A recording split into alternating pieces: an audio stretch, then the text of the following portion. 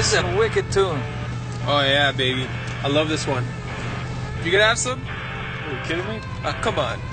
I'm smoking that shit. Yeah, you do. Come That on. stuff makes you stupid, man. You're killing brain cells every time you do that. You're crazy. I'm crazy. You're crazy. I don't have any more smokes, eh? We gotta stop by the plaza. All right, we gotta stop. Just pulling over here. Hey, guys! Pour la plupart des adolescents, il s'agit d'une simple soirée en ville. Mais Dominic Racco, 19 ans, n'est pas un jeune homme comme les autres. Hey, buddy, you got a smoke for me, man? Sorry, buddy. Cheap wop? Whoa! What did you just say? I wasn't talking to the two guineas in the car. I was talking about the cheap wop inside the store. Hey, why don't you just stay behind? Why don't you scumbags get out of here, huh? Oh, you losers? That's great, guys. Yeah, wait for your buddy John in my neighborhood, huh? Listen, take your two hippie friends and get the hell out of here before I get out of this car and stomp you, okay? Top guy sitting in the car. That's great. Why don't you get out of the car and say something? right. Holy shit. This guy's a regular comedian. Funny. You're really funny. Want to talk about this, eh? Mind your cake here, can acting like all tough. Il est le fils d'un puissant parrain de la mafia du vieux pays.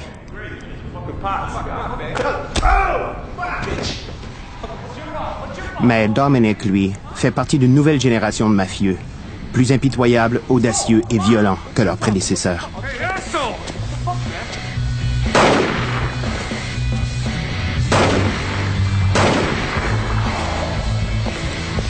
Let's go. Get out of here. Let's go.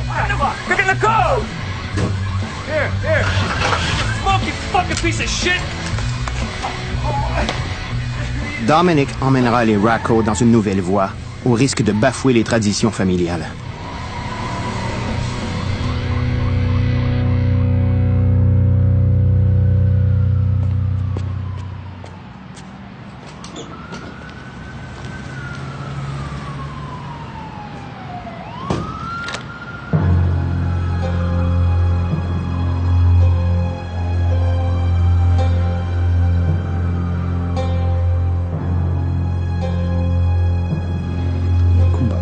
Ma se deve fare una cosa, non può stare così.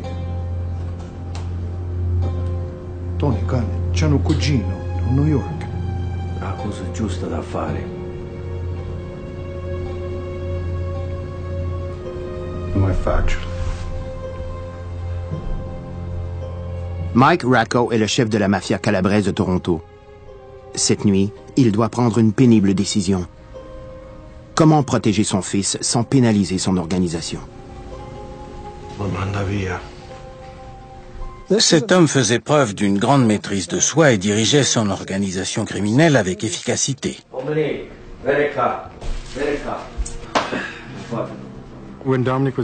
Quand Dominic a été impliqué dans la fusillade, son père a dû en être extrêmement déçu.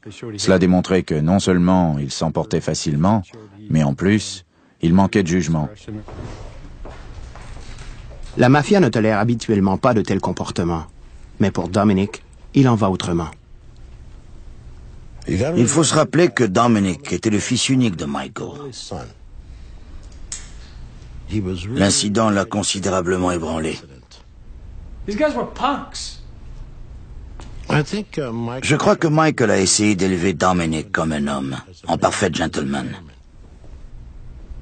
On peut former un chef de clan qui sait agir de façon civilisée, ou on peut en faire un bandit. Il préférait que son fils soit un gentleman. Oh, what do you want me to do? Mike était un père, d'abord et avant tout.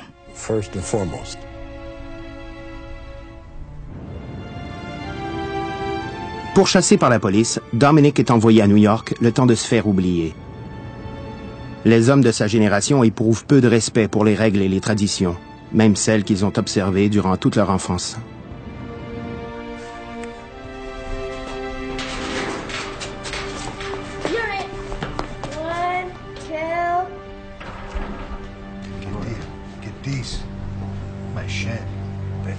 La mafia calabraise comptait environ 50 membres principaux. Dans leur rang, on avait sélectionné un comité de régulation dont le chef était Mike Racco.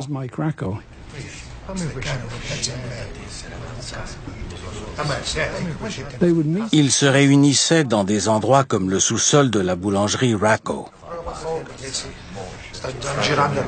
Basta. Pour ce qui était de la violence, son père l'utilisait avec parcimonie comme un moyen de faire des affaires. Mike Racco réglait des problèmes et parfois, pour résoudre certaines affaires, il devait tuer des gens. Pour Mike Racco, le meurtre est un mal nécessaire. Les siens sont froids, calculés et ne sont jamais résolus. Ils sont indispensables pour protéger les activités de prêts usuriers, d'extorsion et de contrefaçon grâce auxquelles son clan mafieux accumule les millions.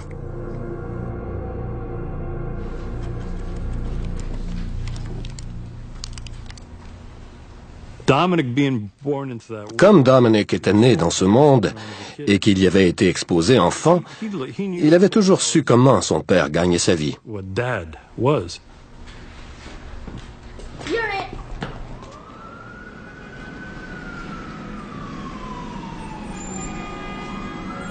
Dominic, you in or you out? I'm in. Hey, Dominic.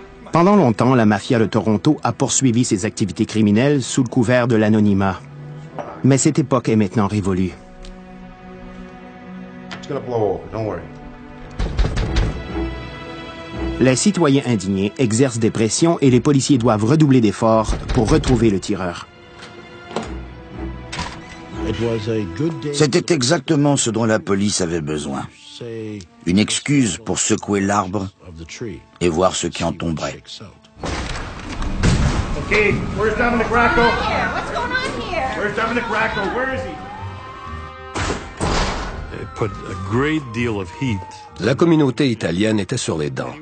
Tous ceux qui connaissaient Mike Racco, je ne veux pas dire qu'ils étaient harcelés, mais ils étaient certainement surveillés par les policiers qui recherchaient Dominic.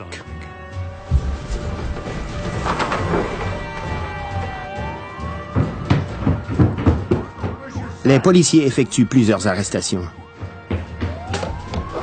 On trouve des armes à feu et de la fausse monnaie, mais personne n'ose dénoncer Dominic Racco. Les policiers se montreront implacables jusqu'à ce qu'un revirement inattendu révèle quelques-uns des secrets les mieux gardés de la mafia. Les documents Caccamo ont été découverts à la résidence de Francesco Caccamo. J'ai eu l'occasion de les examiner. Ils avaient été rédigés dans une langue archaïque et il y était question d'honneur et d'organisation. Ils traitaient de diverses choses dont nous n'avions jamais entendu parler auparavant. Ils ont communiqué avec la police italienne et celle-ci leur a confirmé qu'il s'agissait bien d'un document très rare dont leurs membres n'avaient jamais vu que 2 ou 3 exemplaires. Ils avaient découvert la cérémonie d'assermentation de la mafia calabraise. C'était la catastrophe. L'existence même de l'organisation était en jeu. Mike Racco doit mettre fin aux descentes policières, mais il n'a guère de choix. Mike Racco faisait face à un choix déchirant, son fils ou son clan. Comme vous le savez, c'est toujours le clan qui l'emporte.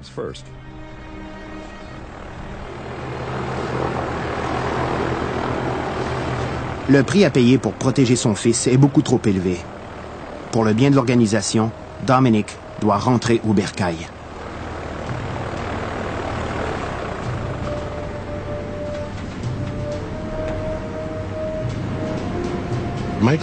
Michael savait qu'il ne pouvait pas faire autrement, mais ça ne lui plaisait pas du tout. Michael Racco croyait que son fils avait fait quelque chose d'honorable, qu'il avait aidé un ami. C'était leur façon de voir les choses. Pourquoi devait-il porter le blâme alors qu'il avait voulu aider un ami? Cette conviction lui venait vraiment du fond du cœur. Take care of Mom, okay?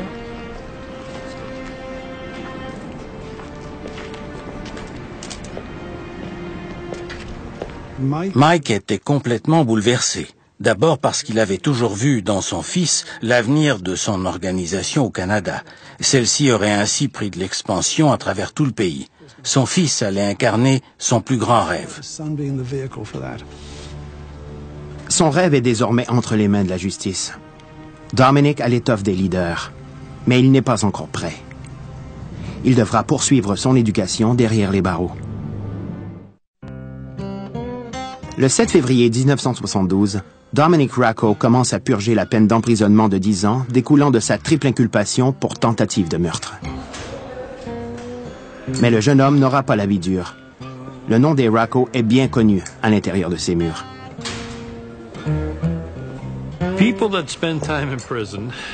On parle toujours de réhabilitation pour les gens qui passent du temps en prison.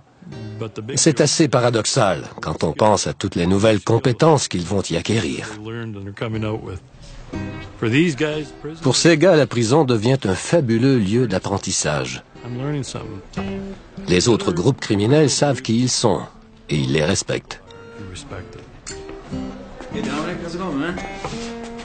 I got someone who would like to meet you. Racco, got a little something for you. Have a nice flight.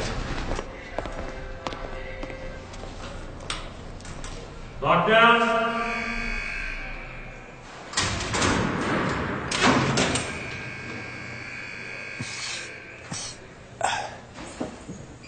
Dominic refuse de gaspiller ses années de réclusion. Il s'entraîne de façon obsessive, confirmant sa réputation d'homme violent pour en tirer parti le jour où il sera enfin libre. Le fait d'être le fils de Mike Racco lui a été très utile pendant sa détention. Il se l'écoulait douce en prison. Les membres du comité venaient lui rendre visite au pénitencier de Collins Bay. Ils y tenaient de petites réunions en sa présence pour parfaire sa formation durant sa peine. Ils étaient aux petits soins avec lui.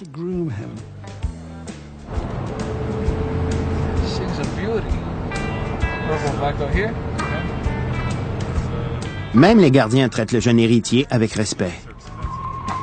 Ils l'escortent dans sa nouvelle Lincoln afin qu'il puisse la conduire dans l'enceinte de la prison.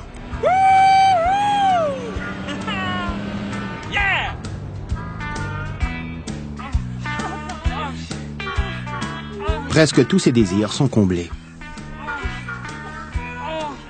Le comité de Toronto se pliait à tous ses caprices. Comme Dominic était un jeune homme vigoureux, il lui emmenait parfois une prostituée. Il surveillait la voiture pendant que Dominic prenait du bon temps. Cette dernière devait ensuite s'éloigner jusqu'à ce qu'ils aient terminé leur réunion de comité.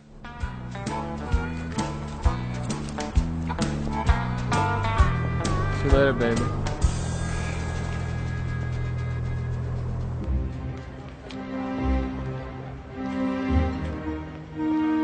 Les privilèges de Dominic lui étaient accordés grâce à son père, le patron de la petite Italie de Toronto.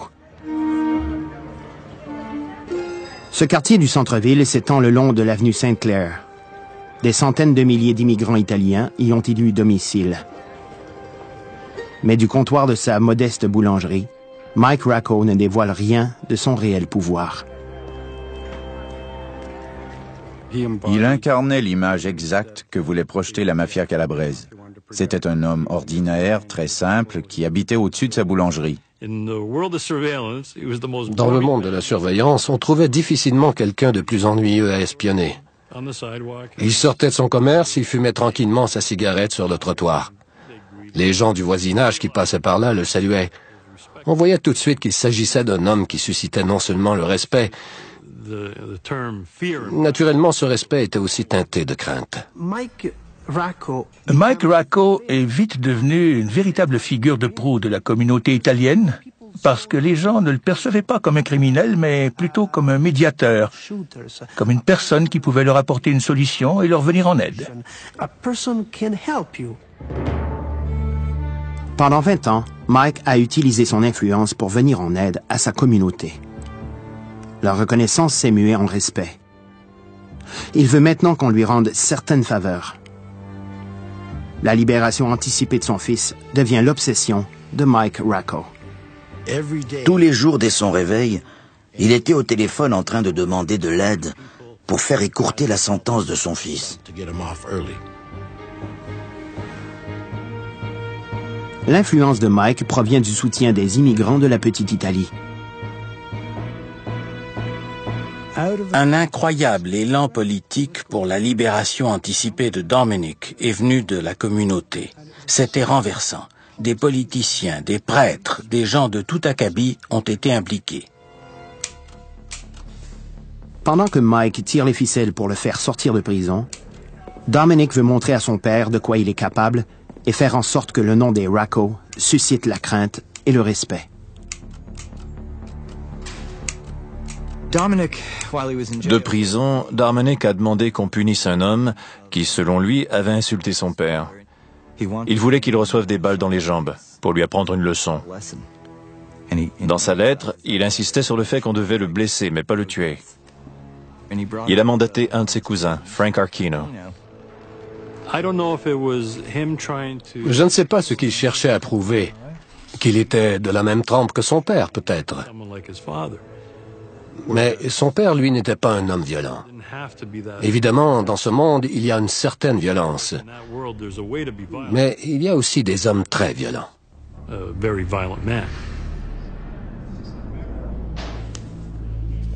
Pour Dominic, c'est la catastrophe. La police a surveillé de près toutes les étapes du contrat. C'était gênant parce qu'ils ont trouvé une lettre avec les instructions dans une case postale. Il était clairement écrit qu'il fallait blesser quelqu'un aux jambes. Quand ils ont été interceptés par la police, ils étaient armés. Archino a rapidement divulgué tous les secrets de la mafia torontoise qu'on a dûment enregistrés. Il a tout avoué. Un dossier vite réglé, quoi.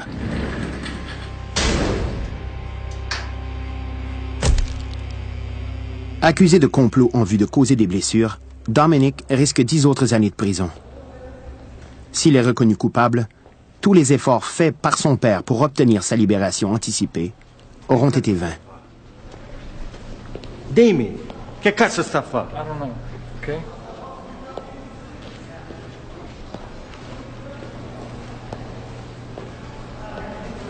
Look, Pa, I don't want you to worry, okay? I'm gonna fix this thing. All right? I'm gonna fix it. So don't worry about it.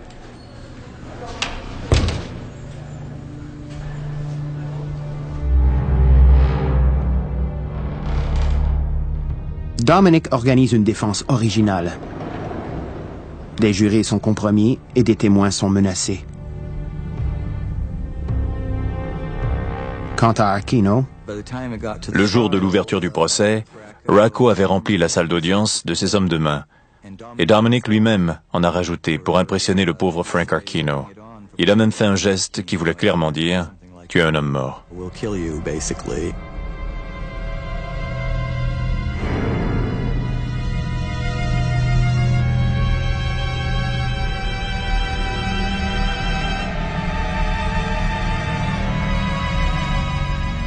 Dominic Racco était assis là, très confiant.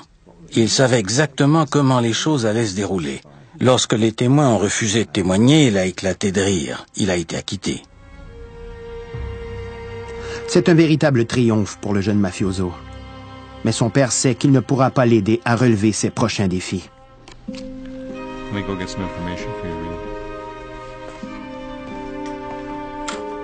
À l'âge de 64 ans, Mike Racco apprend qu'il a un cancer.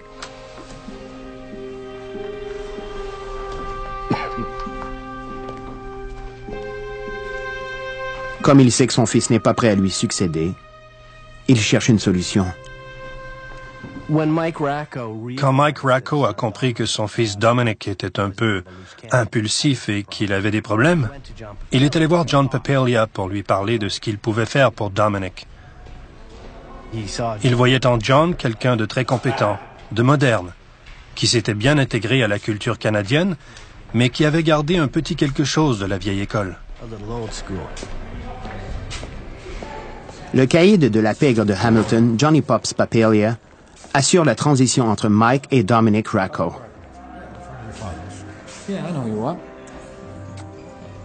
En 1978, Papalia est envoyé en prison pour complot. Par respect pour Mike, il prend le jeune mafioso sous son aile et tente d'influencer son comportement.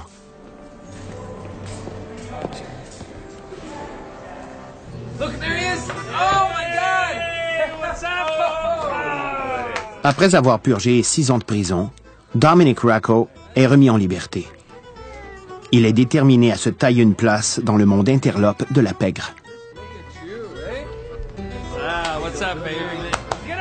Lorsque Dominic est sorti de prison, tout le monde lui était redevable. Il avait purgé sa peine. Il ne devait rien à personne. Il était donc intouchable. To a new life. Salute. Salute. What are you gonna do now? Go work. What am I gonna do? You're gonna work. I gotta make some cash. Pendant des années, il avait eu à ses pieds tous les criminels qui cherchaient à s'attirer les faveurs de son père, ou bien les jeunes qui tentaient de se rapprocher de celui qui était pressenti comme le futur patron. Dominic avait la ferme intention de succéder à son père. Père et fils, 2 générations de la mafia, 2 visions différentes. Pour Dominic, l'avenir réside dans un nouveau monde, plus dangereux, au sein duquel son père mourant ne lui sera d'aucune aide.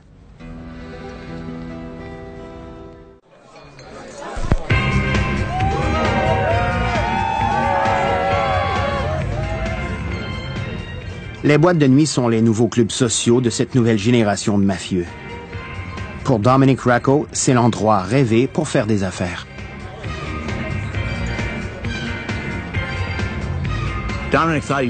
Dominic se prenait pour Al Capone. Il faut dire que c'était un beau garçon, qui s'habillait avec goût et qui conduisait des voitures de luxe. Il aimait les femmes et c'était réciproque. Il savait comment s'y prendre avec elles. Il a commencé à vivre comme un oiseau de nuit et à fréquenter les boîtes de la rue Young. Il s'imprégnait de l'atmosphère des lieux et sillonnait la ville en se pavanant comme un roi.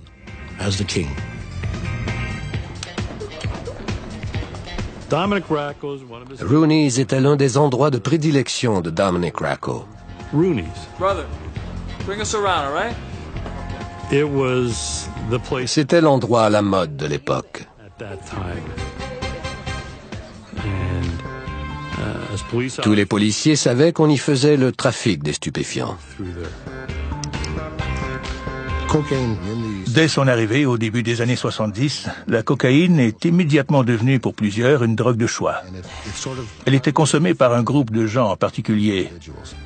Comme c'est une drogue qui procure un sentiment de bien-être, on croyait à l'époque qu'elle ne créait pas de dépendance et qu'elle n'avait pas d'effet néfaste.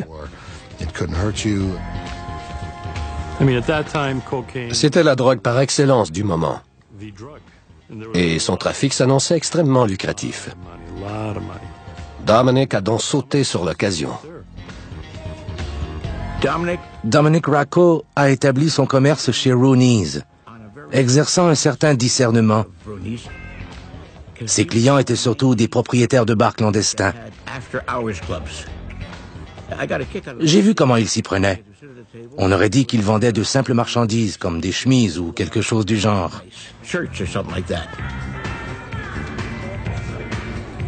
L'univers des boîtes de nuit est financé par la cocaïne, le commerce le plus profitable pour la mafia depuis la prohibition. C'est aussi la drogue qui propulse Dominic vers la richesse et le pouvoir. Il était comme un dieu, parce qu'il avait de l'argent, un peu de pouvoir et un peu d'influence. Il avait toujours des milliers de dollars sur lui. Son entourage l'appréciait et les filles l'adoraient.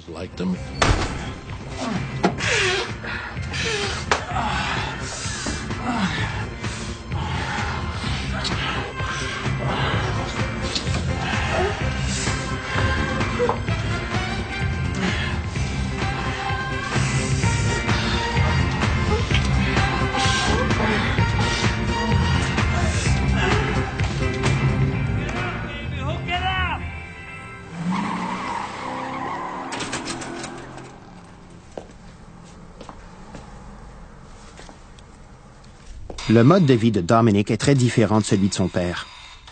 Désormais, leurs 2 univers se rencontrent rarement.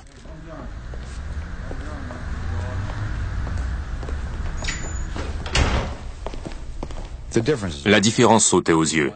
Le père était un individu relativement austère, plein de mystère, qui ne parlait que s'il avait quelque chose à dire. Dominic avait une attitude très différente. Il arborait un nouveau look depuis son séjour en prison. Il portait des chemises très ouvertes et s'était fait pousser la moustache.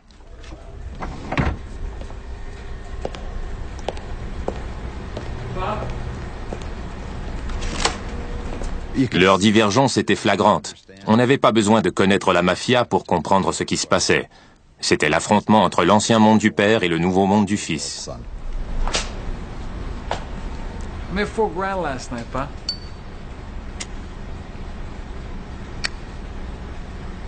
Come on. Come on. What do you want me to do? Work in the bakery my whole life? I left you some in the office. Mike constate qu'il a de moins en moins d'influence sur son fils et que l'avenir de son organisation est devenu incertain.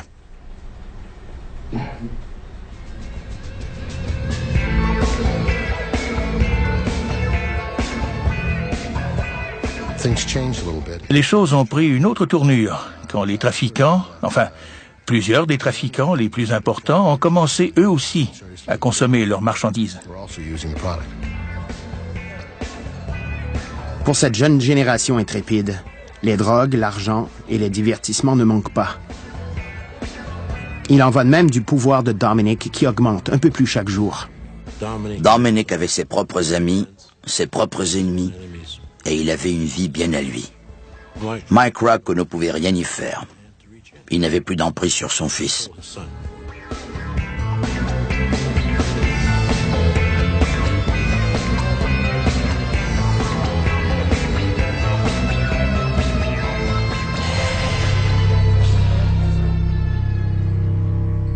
Mike dépérit et sait que Dominic a plus que jamais besoin de protection. Il sort du cercle de la pègre torontoise et demande l'aide de John Papalia, le seul homme que son fils soit encore susceptible d'écouter. Mike Racco a demandé à John de veiller sur son fils et de l'aider lorsqu'il ne serait plus là. Johnny s'est fait un devoir d'accepter, car il tenait à rendre service à Mike Racco.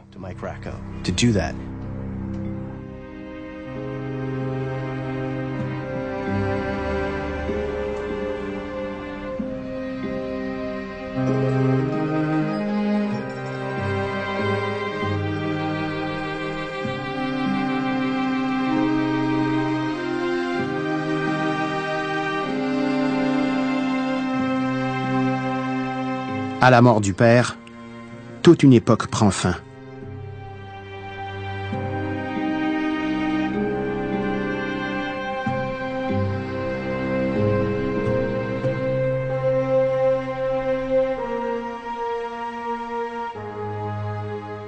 Michael avait voulu élever Dominic de façon à en faire un homme respecté et respectueux, qui sache se montrer inflexible quand il le fallait.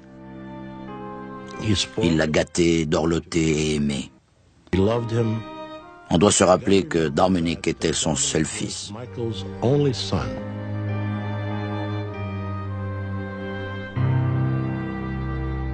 En janvier 1980, Mike Racco s'éteint paisiblement dans son lit, entouré des membres de sa famille.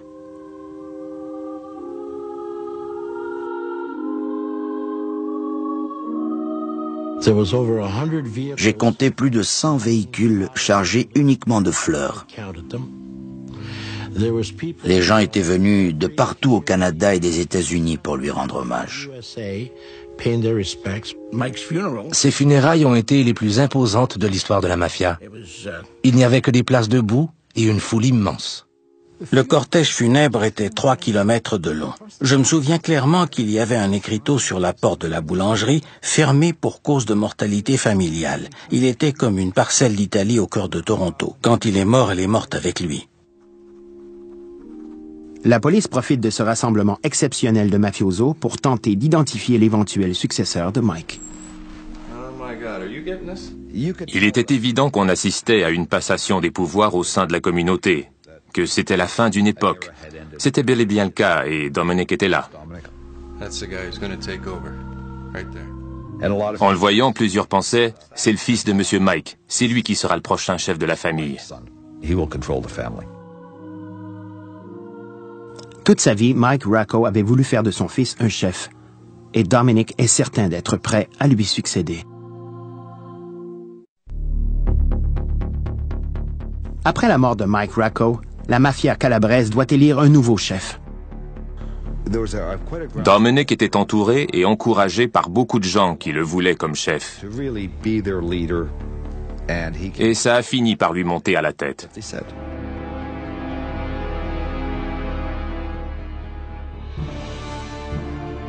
Mais Dominic Racco est évincé par les membres d'un comité dont son père était pourtant le chef.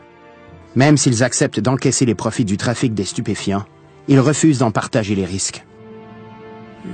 Ces gars-là étaient durs, mais prudents. Ils ne voulaient pas se lancer ouvertement dans le trafic des stupéfiants. Dominic croyait qu'il allait être choisi. D'abord, il avait la prestance requise, ensuite il avait les contacts et il était déjà perçu de l'extérieur comme un jeune patron. Mais les initiés, eux, savaient qu'il n'était pas le bon candidat. Dominic accueille leur décision avec indifférence. Il est persuadé que le trafic des stupéfiants assurera l'avenir de l'organisation. Il n'avait qu'à faire quelques bons coups pour sauter les échelons de la hiérarchie. Soudain, ces jeunes se retrouvaient avec une valise à moitié pleine, mais qui contenait plus d'argent que le patron n'en avait jamais eu.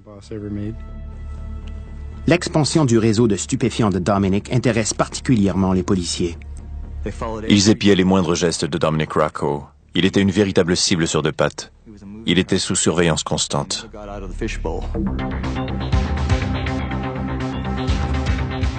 Afin de diversifier ses opérations, Dominic emprunte de l'argent à la famille et organise plusieurs transactions très lucratives au Québec.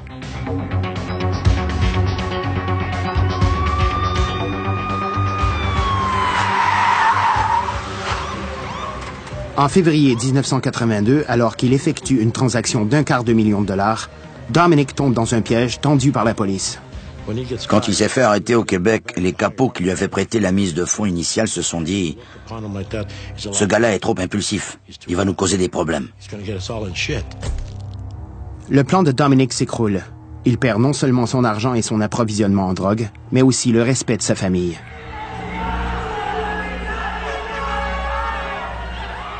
Libéré sous caution, Dominic rentre à la maison pour y retrouver une petite Italie en liesse. Ses compatriotes ont remporté la Coupe mondiale de soccer. Mais Dominic n'a pas le cœur à la fête. S'il est condamné, il écopera d'une peine de 20 ans et la boulangerie, elle aussi, est compromise. L'héritage familial s'effrite peu à peu. Mike Racco connaissait très bien son métier. Mais il ne suffit pas d'apprendre le métier, encore faut-il avoir l'étoffe d'un chef. On n'a pas la vie facile quand on est dans un tel milieu. On se retrouve coincé, sans autre choix de carrière. Que pouvait-il faire d'autre?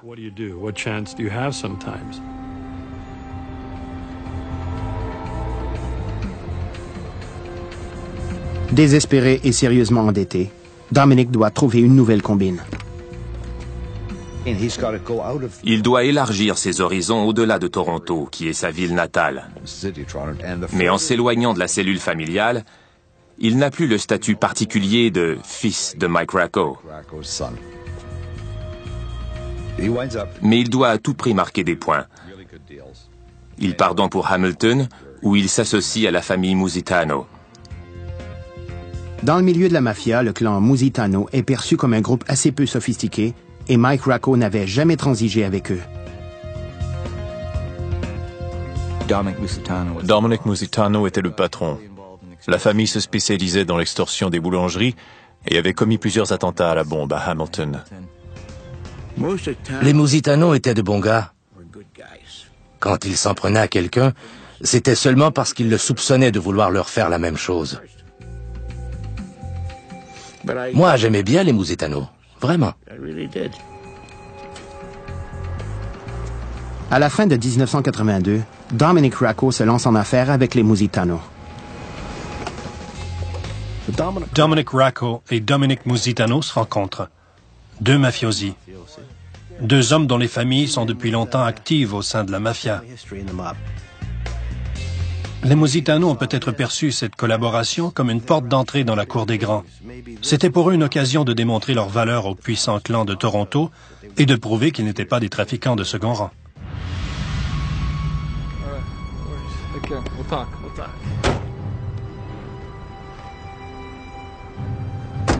Il est évident que Dominic Racco collaborait avec Dominic Musitano pour le trafic de cocaïne, soit comme acheteur, soit comme fournisseur.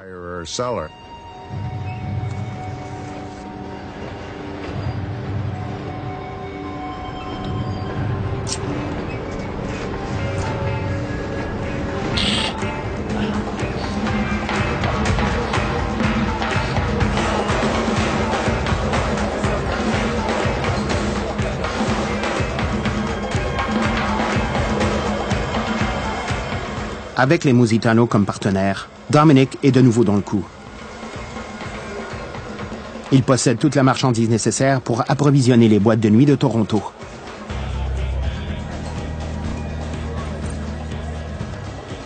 Mais il devra désormais composer avec des rivaux et sa toxicomanie croissante. C'était une mafia pervertie par la cocaïne. Ils l'avaient introduite et ils avaient adopté le mode de vie des usagers. Maintenant, ils consommaient leurs propres marchandises. C'était une rupture radicale. Il était le fils du plus puissant mafieux de Toronto. On se serait attendu à ce qu'il suive les traces de son père. Certaines générations évoluent, mais celle-là avait régressé. Bud's dealing in the club, man. What do you want to do? Whoa! Whoa!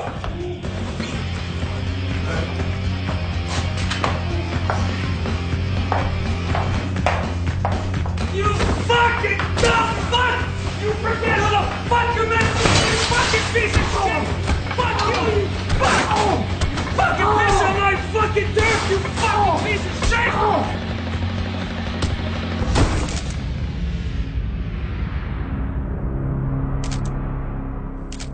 Dominic devient de plus en plus instable, et ses affaires avec le clan Musitano en souffrent. Leur discussion était houleuse. Ça sautait aux yeux. Dominic Musitano avait vraiment l'air contrarié. Ils se disputaient à propos de l'argent. Dominic n'avait pas de quoi les rembourser. Il leur a donné un chèque de 21 000 $, mais ce n'était rien à côté des centaines de milliers de dollars que les Musitano se croyaient en droit de réclamer.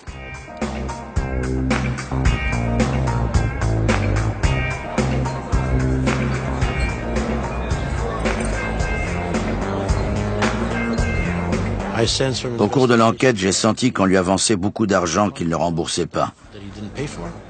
Il en devait à tout le monde. Mais ils s'en moquaient. Il leur disait d'aller au diable. Go to hell.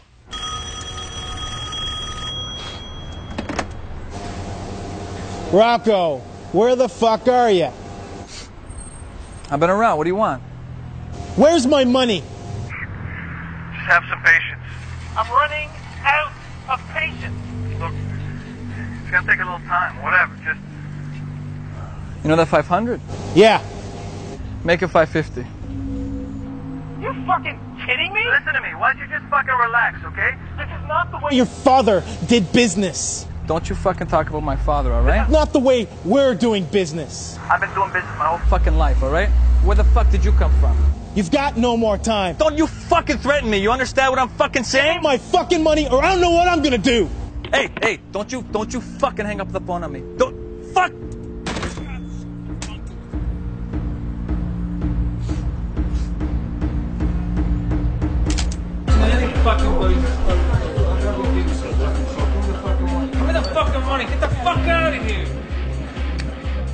Johnny Papalia, qui avait promis de veiller sur Dominic, entend parler du comportement téméraire du jeune homme.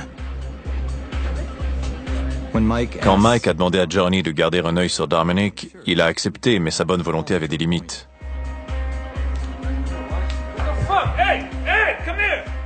Johnny ne voulait pas avoir de problème à cause de Dominic Racco. Dominic fait encore plus de gaffe que prévu, et la surveillance constante des policiers contraint Papalia à rompre la promesse faite à Mike. Son fils devra se débrouiller seul. Il n'avait plus aucune protection.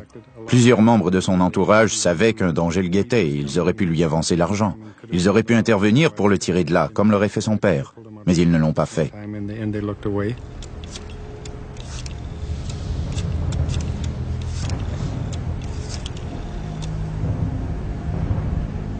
Hey, it's me.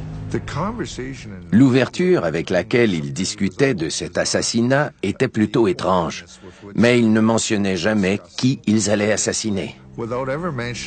Il parlait de lui, du fanfaron ou du petit malin. Just do it. Le dernier jour de Dominic Racco a été un condensé de sa vie.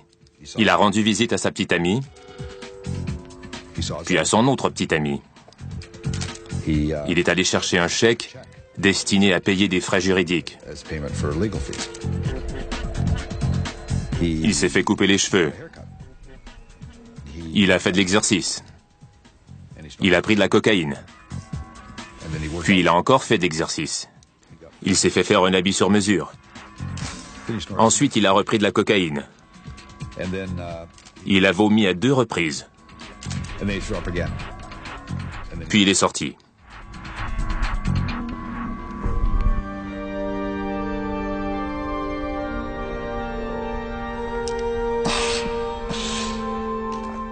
Il aurait mieux fait de prendre le premier avion à destination de l'Italie pour aller voir son grand-père ou un autre membre de la famille pour demander pardon et recommencer à zéro.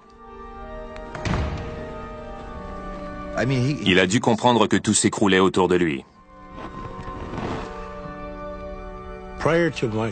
J'ai eu un entretien avec Mike Racco avant sa mort, quand j'ai appris qu'il était souffrant. Il m'a dit que son fils lui causait des soucis et qu'il craignait pour sa vie. Je lui ai demandé de m'expliquer ce qu'il voulait dire. Il m'a confié que Dominic était mêlé à des affaires dans lesquelles lui n'aurait jamais trempé. Et il m'a demandé si je pouvais faire quelque chose pour lui. « Aidez votre fils, Monsieur Racco ?» Il ne veut pas m'écouter, a-t-il répondu. Puis il a ajouté... O figlio mio era rovinato quando era entra a caserma. Rovinato. Adesso dovete un poco aiuto per me. Aiutatemi, che se no mori.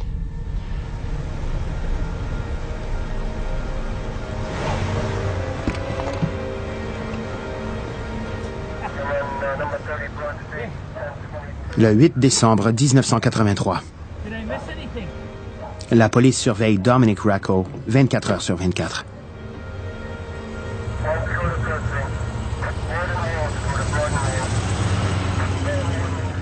Il tente un dernier coup, espérant qu'il lui permettra de remonter la pente. Mais les Musitanos ont une autre idée en tête. No, we're gonna do some good business together, my friend. Very good business. You roll with me. You roll with the best.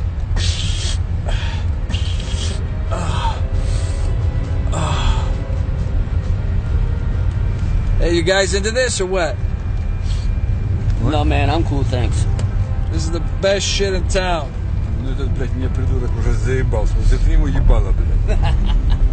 This is a fucking train station. This is where the deal's going down. Brilliant. Hey, buddy. Pull over here. I gotta take a piss.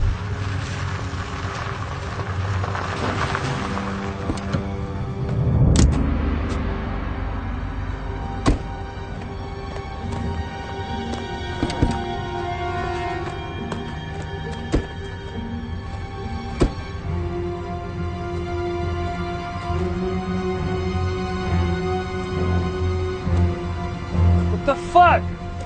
I gotta take a piss in private? Les faveurs et la protection dont il jouissait ont pris fin à la mort de son père.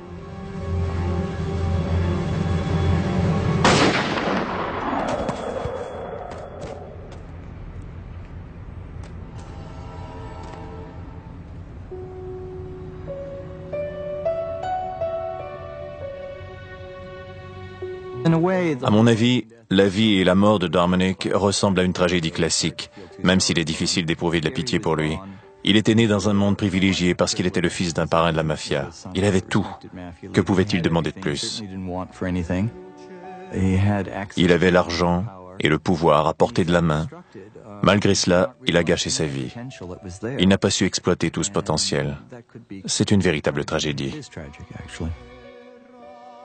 Dominic Racco est une des premières victimes de la cruelle transition entre les activités mafieuses traditionnelles de son père et le nouveau commerce mondial de la drogue qui génère maintenant des milliards de dollars.